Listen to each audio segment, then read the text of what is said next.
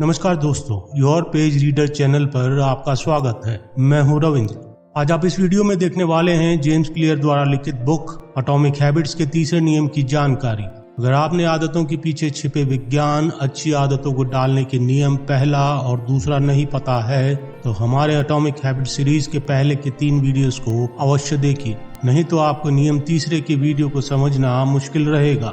पहले के वीडियो के लिंक डिस्क्रिप्शन बॉक्स में दिए गए हैं, तो जल्दी से इस चैनल को सब्सक्राइब कर लें और बेल आइकन के बटन को दबाकर ऑल का ऑप्शन सेलेक्ट कर लें। तो चलिए जेम्स क्लियर की बुक एटॉमिक हैबिट्स के तीसरे नियम को समझते हैं। एटॉमिक हैबिट्स के तीसरे नियम का शीर्षक है, इसे आसान बनाएं, धीमे चलें लेकिन पीछे की तरफ नहीं। जेम्स कहते हैं, अगर वे आर्टिकल लिखने के टॉपिक के बारे में सिर्फ विचार करते हैं या सोचते हैं तो यह चेष्टा है। दूसरी ओर अगर जेम्स एक आर्टिकल लिखते हैं तो यह कर्म है या काम है। अगर आप बेहतर डाइट की खोज करते हैं, इस बारे में बुक पढ़ते हैं तो ये चेष्टा है। अगर आप सचमुच स्वस्थ भोजन खाते हैं तो ये आपका कर्म है या काम है। जेम्स कहते हैं, कभी कभी चेष्टा उपयोगी होती है लेकिन इससे कभी सीधे परिणाम उत्पन्न नहीं होते हैं। इससे कोई फर्क नहीं पड़ता है कि आप पर्सनल ट्रेनर से कितनी बार बात करते हैं, चेष्टा कभी आपको फिट नहीं बनाएगी। केवल वर्कआउट करने के काम से ही आपको परिणाम मिलेंगे जिसे आप हासिल करना चाहते हैं। चेष्टा से आपको महसूस होता है कि आप कुछ कर रहे हैं, लेकिन दरअसल आप कुछ कर नहीं रहे हैं बल्कि कुछ करने की सिर्फ तैयारी कर रहे हैं। सिर्फ प्लान बनाना काफी नहीं है, आपको अभ्यास करना होगा।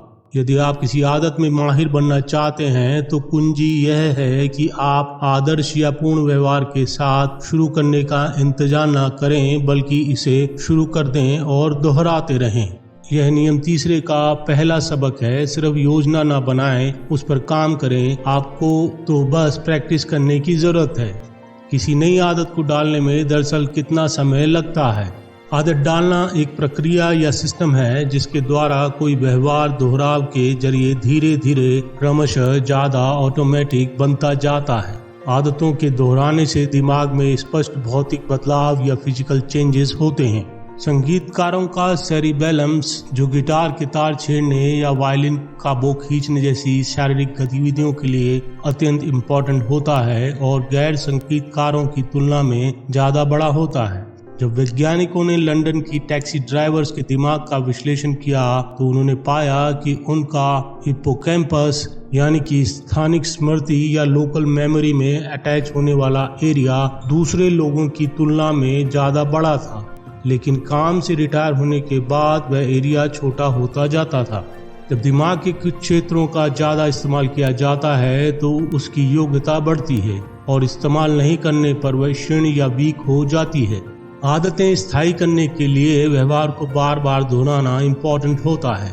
इसका मतलब है कि अभ्यास या प्रैक्टिस करना उन इम्पोर्टेंट कदमों में से एक है जो आप किसी नई आदत को बनाने के लिए कर सकते हैं। जेम्स कहते हैं कि मैं बहुत आम सवाल सुनता हूं कि किसी आदत को डालने के लिए कितना समय लगता है, लेकिन लोगों को दरअसल यह सवाल पूछना चाहिए कि किसी आदत को डालने के लिए उस व्यवहार को कितनी बार दोहराने की जरूरत होती है। यानी किसी आदत को ऑटोमेटिक के स्तर तक ले जाने के लिए उसे कितनी बार दोहराया जाना जरूरी होता है। जितना ज्यादा आप नई आदत को दोहराएंगे या प्रैक्टिस करेंगे, उतनी जल्दी वो नई आदत आपके दैनिक जीवन का हिस्सा बन जाएगी और ऑटोमेटिक हो जाएगी। न्यूनतम प्रयास का नियम। लोग कहते हैं कि प्रेरणा या इंस्पिरेशन ही आदत की कुंजी है। अगर आप सचमुच चाहते होंगे तो आप कर लेंगे, लेकिन सच तो यह है कि हमारी सच्ची प्रेरणा यह है कि हम आलसी हैं और हमेशा आरामदेह विकल्प या ऑप्शन ही चुनते हैं। ऊर्जा मूल्यवान है, इसलिए हमारा दिमाग इसे ज्यादा से ज्यादा बचाना चाहता है। अगर आपका लक्ष्य हर दिन 100 पुशअप लगाना है तो इसमें बहुत सी ऊर्जा लगेगी। शुरुआत में आप रोमांचित और मोटिवेटेड होते हो, इसलिए आप उस शुरुआती ऊर्जा के दम पर ये काम कर सकते हैं, लेकिन कुछ दिनों बाद इतनी ज्यादा मेहनत करने के विचार से ही आप थक जाते हैं। दूसरी तरफ हर दिन 1 पुशअप लगाने की आदत को कायम रखने में बहुत कम ऊर्जा की जरूरत होती है। जिस आदत में जितनी कम ऊर्जा लगती है उसे दोहराए जाने की उतनी ही ज्यादा संभावना रहती है। जैसे कि हमारे फ़ोन को स्क्रॉल करने, ईमेल चेक करने और टेलीविज़न देखने जैसी आदतों में हम इतना ज़्यादा समय इसलिए लगाते हैं क्योंकि इस प्रकार की एक्टिविटी को करने में किसी उल्लेखनीय प्रयास की ज़रूरत नहीं होती। यह बेहद आरामदायक होती है। एक मायने में हर आदत आपके मनचाहे लक्ष्य तक पहुंचने की राह में एक बाधा की तरह होती है।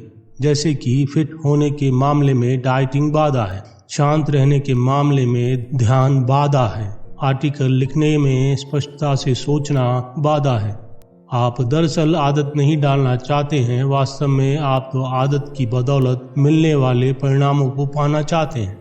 बाधा जितनी बड़ी होती है, यानी आदत जितनी ज़्यादा मुश्किल होती है, आपको और आपकी मनचाही अंतिम अवस्था या लास्ट स्टेज के बीच उतनी ही ज़्यादा मुश्किल होती है। इसलिए अपनी आदत को आसान बनाना बेहद इम्पोर्टेंट है, ताकि आप उन्हें तब भी कर सकें जब आपका मन उन्हें करने का ना हो। अगर आप अच्छी आदतों को ज़्यादा आरामदेह बना लेते हैं तो उन्हें दोहराना ज़्यादा संभव होता है। कम प्रयास में ज़्यादा हासिल कैसे करें? नई आदत का अभ्यास कहाँ करें, यह निर्णय लेते समय ऐसी जगह चुनना सबसे अच्छा रहता है जो पहले से ही आपकी दिनचर्या में शामिल हो। नई आदतें बनाना तब ज़्यादा आसान होता है जब वे आपके जीवन के प्रवाह या फ्लो में सटीकता से सही जगह पर रहे। जैसे कि अगर आपका जिम आपके ऑफिस के रास्ते में है तो आपके जिम जाने की संभावना ज़्यादा है, क्योंकि आपको अपने तय रास्ते से इधर या उधर नहीं मुड़ना होगा। इसकी वजह से आपकी जीवन शैली में घर्षण या फ्रिक्शन या मुश्किल 0% रहेगी। अगर आपका जिम सामान्य यात्रा के मार्ग से दूर हो, चाहे वह सिर्फ कुछ ब्लॉक ही दूर हो, तो इस बात की कम संभावना रहती है कि वहां पहुंचने के लिए आप अपने रास्ते से मुड़कर जिम की तरफ जाएंगे। उसी तरह जब हम अपने समय और ऊर्जा को बर्बाद करने वाले घर्षण या फ्रिक्शन के बिंदुओं को हटा देते हैं तो हम कम प्रयास में ज़्यादा परिणाम हासिल करने लगते हैं।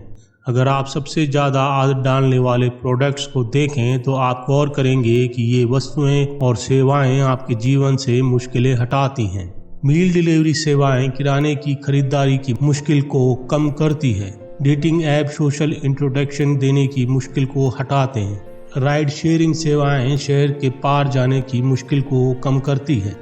कहने का प्रयास यह है कि एक ऐसा परिवेश या एनवायरनमेंट बनाना है जहां सही काम करना यथासंभव सरल हो।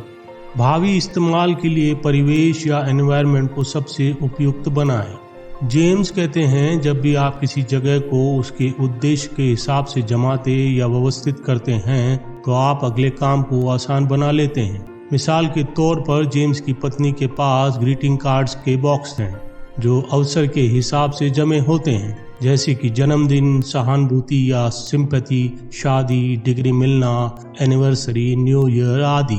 उपयुक्त अवसर पर वह उचित कार्ड भेज देती है। जेम्स कहते हैं कि उनकी पत्नी कार्ड भेजना याद रखने में बेहद अच्छी है, और ऐसा इसलिए है क्योंकि उसने इस प्रक्रिया या सिस्टम की मुश्किल को कम कर दिया है।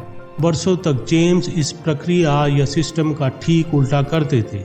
जब भी किसी के यहाँ बच्चा पैदा होता था तो जेम्स सोचते थे कि उन्हें ग्रीटिंग कार्ड भेजना चाहिए। कई सप्ताह बाद जाकर उन्हें स्टोर से कार्ड खरीदने की याद आती थी, लेकिन तब तक बहुत देर हो चुकी होती थी। उनके लिए ये आदत निश्चित ही आसान नहीं थी। अपने परिवेश को सबसे उपयुक्त या कन्वीनियंट बनाने के कई तरीके हैं ताकि आप तुरंत अच्छी आदतें शुरू करें। जैसे कि अगर आप ज़्यादा ड्राइंग करना चाहते हैं तो अपनी पेंसिल, पेन, नोटबुक और ड्राइंग टूल्स डेस्क पर रखें जहां आप उसे आसानी से उठा सकें। अगर आप वर्कआउट करना चाहते हैं, अपने वर्कआउट की पोशाक, जूते, जिम बैग और पानी की बोतल पहले से जमा लें। अगर आप अपनी डाइट बेहतर बनाना चाहते हैं तो वीकेंड पर बहुत सारे फल और सब्जियां काटकर कंटेनर्स में पैक कर दें ताकि पूरे सप्ताह आपके पास खाने के लिए तैयार स्वस्थ फल और सब्जियों का विकल्प रहे। यह अच्छी आदत के लिए मिनिमम प्रतिरोध या बाधा का मार्ग बनाने का सरल तरीका है। आप इस सिद्धांत को उलटकर परिवेश या एनवायरनमेंट को ऐसा भी बना सकते हैं जिसमें बुरे व्यवहार मुश्किल हो जाएं। अगर आप अपने ज़्यादा टेलीविज़न देखने से परेशान हैं तो टेलीविज़न देखने के बाद हर बार टेलीविज़न का प्लग निकाल दें। यदि इससे भी काम नहीं बने तो आप टेलीविज़न देखने के बाद रिमोट की बैटरियां निकाल दें। ताकि उसे दोबारा लगाने में 10 सेकंड ज्यादा समय लगे। मुश्किल जितनी ज्यादा होती है, आदत की संभावना उतनी ही कम रहती है। टालने की आदत रोकने के लिए 2 मिनट के नियम का इस्तेमाल करें। जेम्स कहते हैं कि हर शाम एक छोटा पल होता है, आमतौर पर शाम के 5:15 बजे, जो उनकी बाकी शाम और रात के प्रोग्राम को तय कर देता है। उनकी पत्नी ऑफिस से लौटकर दरवाजे से अंदर आती है। उस वक्त या तो वे अपने वर्कआउट की पोशाक पहनकर जिम चल देते हैं या फिर काउच पर लेट जाते हैं, फूड का ऑर्डर देते हैं और द ऑफिस सीरियल देखते हैं। आगे जेम्स कहते हैं, अगर वे वर्कआउट की पोशाक पहन लेते हैं तो यह तय हो जाता है कि वे वर्कआउट करेंगे। पहला कदम उठा लेने के बाद उसके बाद की हर चीज आसान हो जाती है, जैसे कि कार से जिम जाना या साइकिल से। आज कौन सा नया वर्कआउट एक्सरसाइज करनी है आदि। हर दिन कुछ पल होते हैं जो बहुत प्रभाव डालते हैं। आदत अंतिम नहीं, शुरुआती बिंदु है। 2 मिनट का नियम। जब भी आप कोई नई आदत डालने का सपना देखते हैं तो आप बहुत जल्दी और बहुत ज्यादा करने की कोशिश करने लगते हैं। जेम्स इस प्रवृत्ति को रोकने का जो सबसे प्रभावी नियम जानते हैं वह है 2 मिनट के नियम का इस्तेमाल। नियम यह है कि जब आप कोई नई आदत शुरू करते हैं तो उसे करने में 2 मिनट से कम समय लगना चाहिए। आप पाएंगे कि लगभग हर आदत को 2 मिनट के संस्करण या वर्जन में तोड़ा जा सकता है। हर रात बिस्तर पर जाने से पहले पढ़ना बन जाता है 1 पेज पढ़ना। 3 मिनट योगा करना बन जाता है अपनी योगा मैट को बाहर लेकर जाना। क्लास के लिए अध्ययन करना बन जाता है अपने नोट्स खोलना। कपड़े तय करना बन जाता है 1 जोड़ी मोजे तय करना।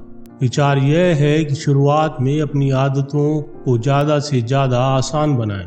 कोई भी 1 मिनट तक ध्यान लगा सकता है, बुक का 1 पेज पढ़ सकता है या 1 कपड़ा तय कर सकता है। ये काफी शक्तिशाली रणनीति है, क्योंकि एक बार जब आप सही चीज करना शुरू कर देते हैं तो उसे जारी रखना ज्यादा आसान बन जाता है। नई आदत चुनौती की तरह महसूस नहीं होनी चाहिए। 1 पेज पढ़ना या 1 मिनट तक ध्यान लगाना या 1 सेल्स कॉल करने के बारे में इतना उत्साहित होना लोगों को अक्सर अजीब लगता है, लेकिन इम्पोर्टेंट बात यही करना नहीं है। इम्पोर्टेंट बात तो शुरू करने की आदत में माहिर बनना है। जेम्स बताते हैं कि उनके एक पाठक ने इस रणनीति पर चलकर 100 पाउंड वजन कम कर लिया। शुरुआत में वह हर दिन जिम जाता था, लेकिन उसने खुद पर पाबंदी लगा दी थी कि वह जिम में सिर्फ 5 मिनट से ज्यादा नहीं रुकेगा। कुछ सप्ताह बाद उसने सोचा कि मैं हर दिन तो जिम आ ही रहा हूँ, तो मैं थोड़े ज्यादा समय तक रुक सकता हूँ। जब आप अपनी आदत को स्थायी कर लेते हैं, जैसे कि रोज जिम जाना और 2 मिनट वर्कआउट करना, तो आप किसी बिंदु पर 2 मिनट को उस तकनीक के साथ मिला देते हैं जिसे हम आदत को आकार देना कहते हैं, ताकि आप अपनी आदत को अपने परम लक्ष्य की दिशा में ज्यादा ऊपर उठा दें। अच्छी आदतें अनिवार्य और बुरी आदतें असंभव कैसे बनाएं। कई बार सफलता का संबंध अच्छी आदतों को आसान बनाने के बारे में उतना नहीं होता जितना बुरी आदतों को मुश्किल बनाने के बारे में होता है। यह व्यवहार परिवर्तन के तीसरे नियम का विपरीत है। बुरी आदतों को मुश्किल बनाएं। अगर आप अपनी बुरी आदतों की वजह से कोई लक्ष्य हासिल करने में जूझ रहे हैं तो अपनी बुरी आदतों को मुश्किल बनाएं। इसके लिए आपको वचनबद्धता विधि या कमिटमेंट लॉ का उपयोग करना होगा। यह तकनीक आपको अच्छी आदतों से बांधने और बुरी आदतों की गिरफ्त से छुड़ाने का तरीका है। वचनबद्धता विधि या कमिटमेंट लॉ बनाने के कई तरीके हैं। आप ज्यादा मात्रा में भोजन खरीदने के बजाय कम मात्रा में भोजन खरीदकर अपने ज्यादा ओवर ईटिंग जैसी बुरी आदत से बच सकते हैं। आप जुआ खेलने की इच्छा को रोकने के लिए कैसीनो और ऑनलाइन पोकर साइट्स के प्रतिबंधित लिस्ट में अपना नाम स्वेच्छा से जुड़वा सकते हैं। जेम्स बताते हैं कि उन्होंने कई खिलाड़ियों के बारे में सुना है कि वे वजन कम करने के लिए किसी प्रतियोगिता या गेम के 1 सप्ताह पहले अपना पर्स या वॉलेट घर पर छोड़कर बाहर निकलते थे, ताकि उनके मन में फास्ट फूड खरीदने का लालच न आए। जेम्स एक उदाहरण देते हैं। जेम्स के एक मित्र जो कि आदत विशेषज्ञ या हैबिट स्पेशलिस्ट थे, अपनी ज़्यादा इंटरनेट इस्तेमाल करने की आदत को कंट्रोल करने के लिए एक यंत्र या डिवाइस आउटलेट टाइमर को इंटरनेट राउटर और पावर आउटलेट के बीच लगा दिया। यह यंत्र आउटलेट टाइमर हर रात 10 बजे अपने आप इंटरनेट राउटर की बिजली बंद कर देता था। इंटरनेट बंद होने पर सबको पता चल जाता था कि अब सोने का समय है। वचनबद्धता विधि या कमिटमेंट लॉ बुरी आदतों को वर्तमान समय में मुश्किल बनाकर भविष्य में सही चीज करने की संभावना या पॉसिबिलिटी को बढ़ाती है। किसी आदत को स्वचालित या ऑटोमेटिक कैसे बनाएं और दोबारा इसके बारे में कभी नहीं सोचें। इसे एक उदाहरण से समझिए। जॉन हेनरी पैटरसन का जन्म 1844 में डेटन ओहियो में हुआ था। वे बचपन में अपने पिता के साथ खेत और आरा मशीन पर काम करते थे। अपनी पढ़ाई पूरी करने के बाद उन्होंने अपने शहर में ही कोयले के खनिज के लिए एक छोटा सा आपूर्ति स्टोर खोला। स्टोर के ज्यादा कंपटीटर नहीं थे और उनके कस्टमर भी स्थायी थे, लेकिन इसके बावजूद पैटरसन को ज्यादा मुनाफा नहीं हो रहा था। पैटरसन के जांच करने पर पता चला कि उनके स्टोर के कर्मचारी घपला कर रहे थे। 18वीं सदी के मध्य में कर्मचारियों को घपला करना आम बात थी। पैसे खुली दराज में रखे जाते थे जिसे आसानी से उठाया जा सकता था। उस समय कर्मचारियों की निगरानी के लिए वीडियो कैमरा नहीं थे और न ही सौदों की निगरानी करने के लिए कोई सॉफ्टवेयर होता था। पैटरसन इस समस्या से परेशान थे। जब पैटरसन अपनी इस हालत पर विचार कर रहे थे, तभी उन्होंने एक नए आविष्कार कैश रजिस्टर, जो कि रिट्स द्वारा तैयार किया गया था, का विज्ञापन देखा। यह कैश रजिस्टर हर सौदे के बाद नकदी और रसीदें अपने आप ताले में बंद कर देता था। पैटरसन ने $100 देकर 2 मशीनें खरीद ली। परिणाम यह निकला कि पैटरसन के स्टोर से चोरी रातों रात खत्म हो गई। इस वजह से अगले 6 महीनों में पैटरसन का कारोबार घाटे से उबर गया और पैटरसन ने $5000 का प्रॉफिट भी कमाया। इस घटना से हमें यह पता चलता है कि किसी बुरी आदत को छोड़ने का सर्वश्रेष्ठ तरीका यह है कि आप इसे अव्यवहारिक या इम्प्रैक्टिकल बना दें। मुश्किल को इतना बढ़ा दें कि आपके पास उस काम को करने का विकल्प ही ना रहे। कैश रजिस्टर मशीन की अद्भुत चीज यह थी कि उसने चोरी करने को व्यवहारिक दृष्टि से असंभव बना दिया, जिससे कर्मचारी अपने आप स्वचालित तरीके से नैतिक व्यवहार या एथिकल बिहेवियर करने लगे। कर्मचारियों को बदलने की कोशिश करने के बजाय इस मशीन ने पसंदीदा व्यवहार को स्वचालित या ऑटोमेटिक बना दिया। इसी के साथ दोस्तों, जेम्स क्लियर की बुक एटॉमिक हैबिट्स के नियम 3 का वीडियो यहाँ समाप्त होता है। अगर आप एटॉमिक हैबिट्स की कंप्लीट बुक पढ़ना चाहते हैं तो ये Amazon पे उपलब्ध है। उसका लिंक डिस्क्रिप्शन बॉक्स में दिया गया है। अगर आप जानना चाहते हैं कि जेम्स क्लियर ने अपनी बुक एटॉमिक हैबिट्स में अच्छी आदतों के बारे में 4था नियम क्या बताया है, तो इस चैनल को सब्सक्राइब कर लें और बेल आइकन के बटन को दबाकर ऑल का ऑप्शन सेलेक्ट कर लें, ताकि आने वाले वीडियोस का नोटिफिकेशन आपको मिलता रहे। अगर आपको ये वीडियो अच्छा लगा है तो आप इस वीडियो को लाइक और शेयर कीजिए, ताकि मुझे ऐसे वीडियोस बनाने का मोटिवेशन मिलता रहे।